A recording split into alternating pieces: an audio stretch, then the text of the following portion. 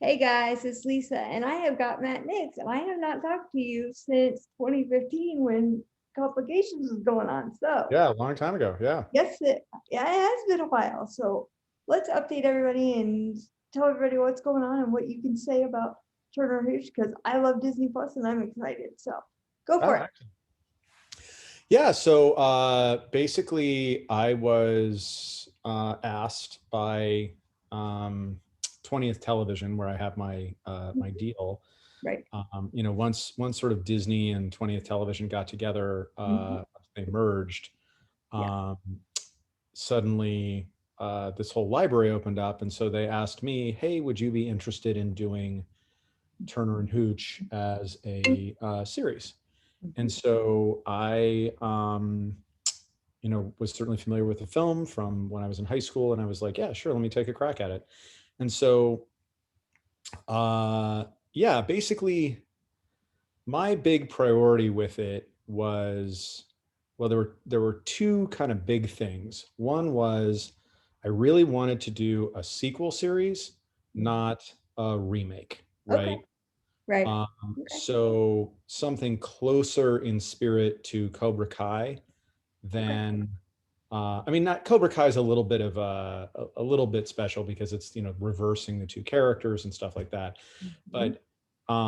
but it's a sequel series. It's not. It treats the movie like something that really happened. Oh, okay. Gotcha. So I didn't want to do a series where I was saying like, instead of Tom Hanks, it's Josh Peck. Mhm. So Josh Peck plays Scott Turner Jr., who is the son of the Tom Hanks character, Oh, cool. and he his father has passed away Mhm. shortly before the series begins, and uh, basically he's living in San Francisco. He's kind of like his dad. He's very sort of meticulous, very career oriented. And Mhm. this leads to the other thing that I really wanted to do, which was I talked to them and I basically said, I think this could be a really good series, but I don't want to do a cop and a dog. Because when you look at what police dogs actually do, they're actually pretty scary. They do a lot of like running into buildings and biting people. They're trained for aggression. And I didn't want to be in a position where we were creating either a sort of fake police dog or, you know, doing, vicious things that would never fit on Disney Plus. So what I said was I really want to do a United States Marshal because US Marshals, they chase fugitives, they um, they chase fugitives, they protect witnesses, they run the witness protection program. Basically, they're in the business of finding bad guys who committed their crimes a long time ago. Because that was the other thing I was saying. How many crime scenes do you really want to go to on Disney Plus? How many murders do you actually want to confront? Probably not a lot or any, right? Not a whole lot. Yeah. Yeah. So the other thing I said was US Marshals generally go after federal crimes, and a lot of federal crimes are a lot more kind of friendly. They're real crimes and there's real action and excitement, but they're a little bit more friendly for Disney Plus. There are things like fraud or bank robbery Oh, there you or go. things like that. Yeah. So, and they were down with the US Marshal thing and they liked that Good. idea. I don't think they'd really thought through the reality of what a cop and a dog would mean. But as soon as I took them through it, they were like, oh, that sounds great. And they liked the idea of doing the sequel series. And so basically, that's what the show is. It picks up sort of, Oh, uh, do you have 30 a years premiere later. date? Do we have a premiere date yet? It is in July. I don't know if the actual premiere date has been Okay, that's announced, fine. and I'm actually not sure what it is. So Disney Plus tells me when stuff's coming, so I'll know. I love Disney Plus. right. It's amazing. Yeah, amazing. Now I saw on your Facebook that Burnos is coming to Disney Plus. Is that Yeah, it's already on. it's on Disney Plus? Yeah, Really? I Where checked it the out heck the am I other day. at? I didn't see it pop up. I need to look. Yeah, you need to look for it. Yeah, I was or at least it is in Canada. So It should maybe it's be. not in the United Maybe I'll States. look. I'll look. It didn't pop up, but that doesn't mean it's not there. It's just I didn't look. Yeah, Yeah, check it out. It may be that in the United States it's on Hulu, yeah. but I but have not. it on. I bought it on Vudu, so Oh, well, there we go. yeah. But I stream stuff now. We stream everything, so Yeah. Yes. which I love. So yeah, it's Yeah, ex- it's funny actually, because that was another thing about Turner and Hooch. Um, I basically, it's a comedy, but I just said, hey, can we do it as uh can we do it at the length of a network hour, right? oh, uh-huh. So, if you watch Burn Notice or Right. any other, thing that was on a network, Mhm. it's going to be a 42, 43-minute Oh, story, nice. right? That's And cool. so, yeah, I was sort of like, it doesn't really feel like something that wants to be a full streaming hour, right? And at the same time, you need a case, you need something to solve, you need that kind of thing. Mhm. And that's a streaming half hour, and that feels too short. So I said, hey, can we do like 44 minutes? And they said, sure, do 44 minutes, doesn't matter. So that Awesome. was really fun. Cool. Yeah, That's cool. it's been So great. is anybody crew-wise or cast-wise from any of your other shows gonna be on it or anybody? I actually would love to do that. Uh-huh. But for the moment, No. the answer is no, Oh, darn. because of COVID. Basically, Right. all actors have to be Canadian. Okay. So we actually looked into, um, yeah, we kicked around the idea of going after Michael Shanks, who played Victor in season 2 of Burn Notice for something. Okay. But ultimately, the part wasn't really big enough, and so I'd love to go after him at some point. He's Canadian. Shoot, shoot. Um, Darn. but yeah, I was trying to think of other people. Yeah, Mhm. there's a character named Dixon, who appears in the season of Turner and Hooch. There was a character named Dixon in Burn Notice, but they're two different people. So Oh, so well. yeah, at some point, God willing, we get a season 2. I'd love to bring in some of Mhm.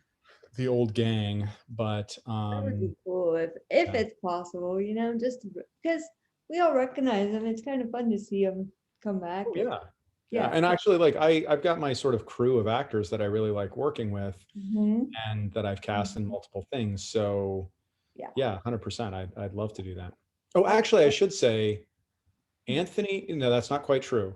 Anthony Ruvivar, who plays the chief, Mhm. was a villain.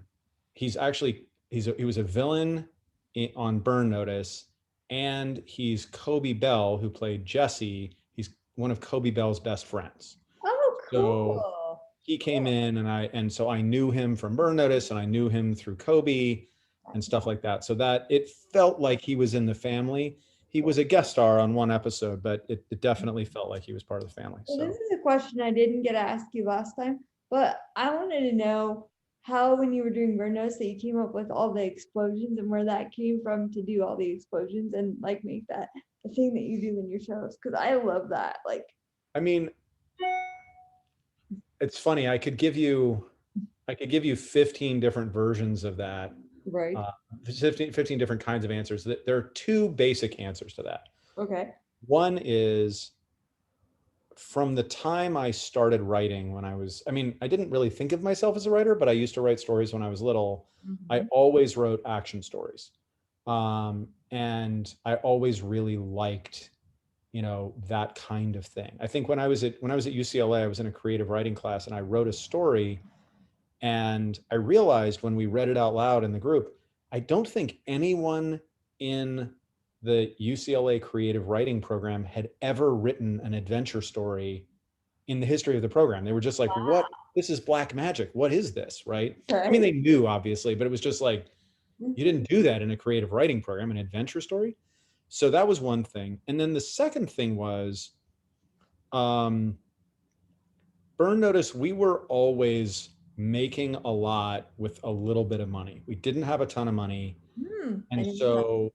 there are certain things that you can do that are pretty spectacular that aren't that expensive. Ah, So okay. one thing that a producer told me early on in the run of Burn Notice was, blowing up a car isn't that costly. It's about $10,000 to blow up a car.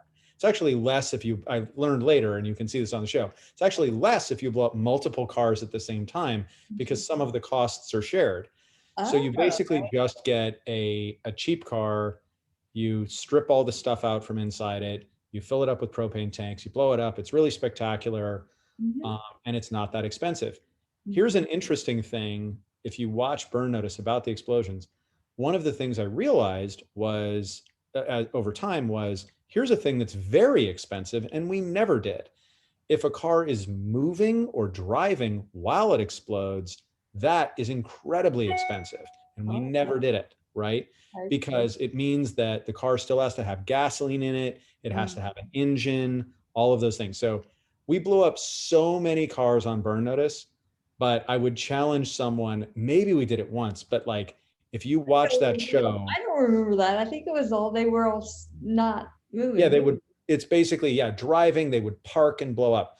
Driving, they would crash into something, they would blow up. Right. Drive, but never driving and blow up because that was just too expensive. So Okay.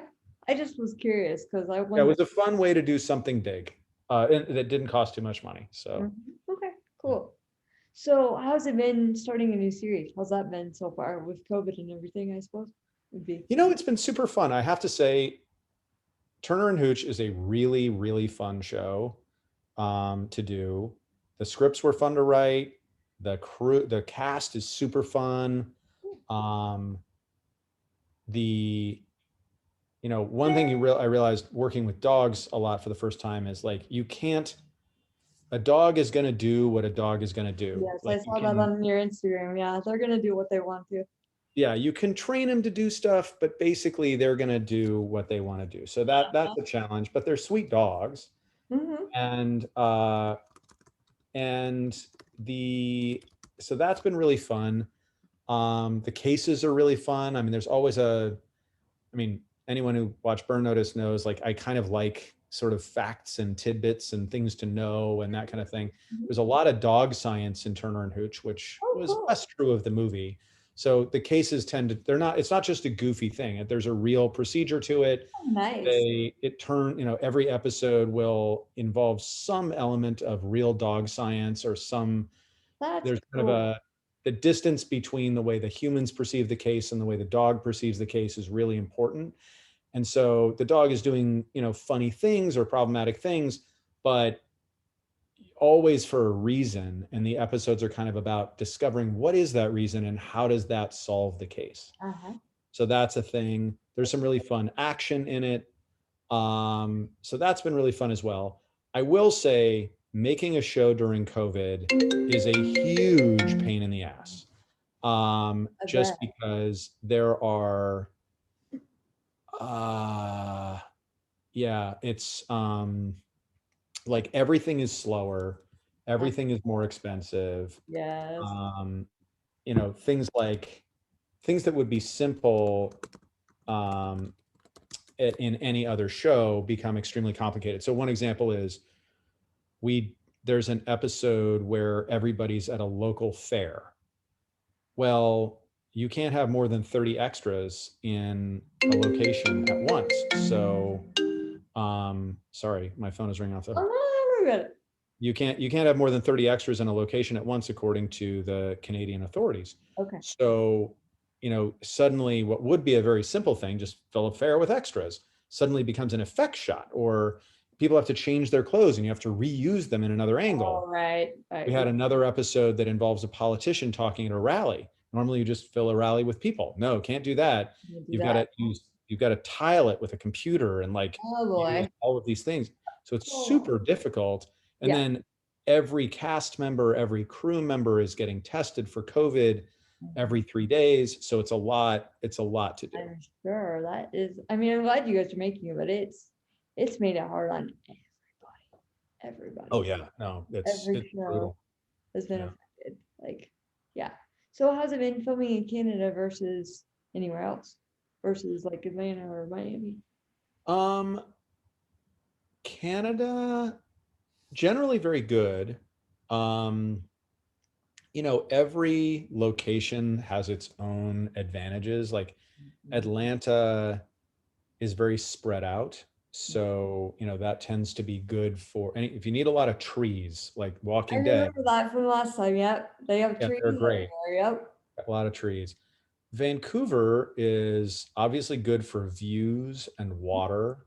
Mhm. Um, it's actually pretty good for city. We're doubling it for San Francisco. Right. We're shooting Vancouver for San Francisco. So that is it's a pretty good double for that. Good. Yeah, I guess I'd say probably the biggest challenge for us doesn't have anything to do with Vancouver specifically. It's just that COVID makes it very difficult to get a Mhm. certain kind of location because Right. everybody's worried about, like, will it be clean, like that kind of thing.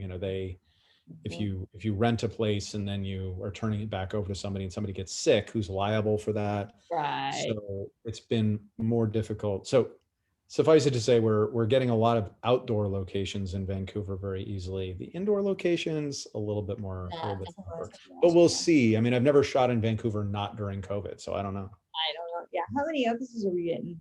Do you know?